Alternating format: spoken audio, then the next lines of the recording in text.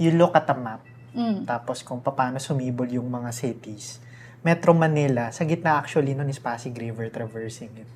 So parang I think it gives a very good idea of anong binibigyang importance kung ano ang nangyari sa Pasig River. Parang the vision is that if it's for people, if it's for nature, in the heart of the city and accessible to people, that's a reflection of what the citizens want.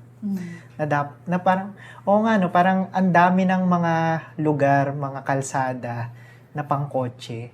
Paano kung alternatively, sa gitna ng lahat ng yun, may system or series of parks that puts people first, which I think is very beautiful. Parang it links to heritage sites, it links to what makes Metro Manila an engaging place. Baka you can share yung na-gather yung parang from the community sa schools, yung vision rin nila for Pasig River. Yes, Yeah. I actually brought these drawings. Ito yung mga drawings na mga binibisita naming bata sa may Makati.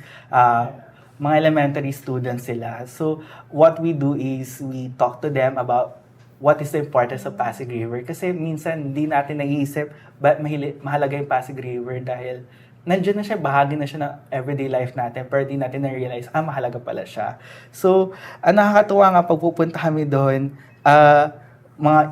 bawat school na pupuntahan namin, hindi kami nagbibigay ng anong prompt. Kailangan ba may puno? O kailangan ba may mga parks? Kaya sabi lang, ano yung gusto niyo makita sa Pasig River? And all students would draw mga trees, mga parks, and nakakatuwa, hindi lang trees at saka parks yung dinadraw din nila yung church nila, yung school nila. So nakikita nila na parte talaga ng community nila yung Pasig River. And I think it's a reflection na kailangan din yung Pasig River development maging inclusive siya para sa kids. Kasi yung Pasig River, para sa lahat naman siya.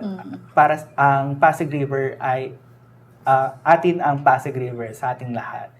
And then another thing about the people we talk to, the communities we talk to, is that they have a good experience with Pasig River. I mean, they exercise there, they fish there, they jog there, mga ganon. Kaso nga lang parang may helplessness when they say na may parex na. Parang sabi na, wala naman akong magagawa dito eh. Parang, sige, okay lang. Parang ganon. Parang they're just living with it na talagang it's above their scope na wala silang magagawa.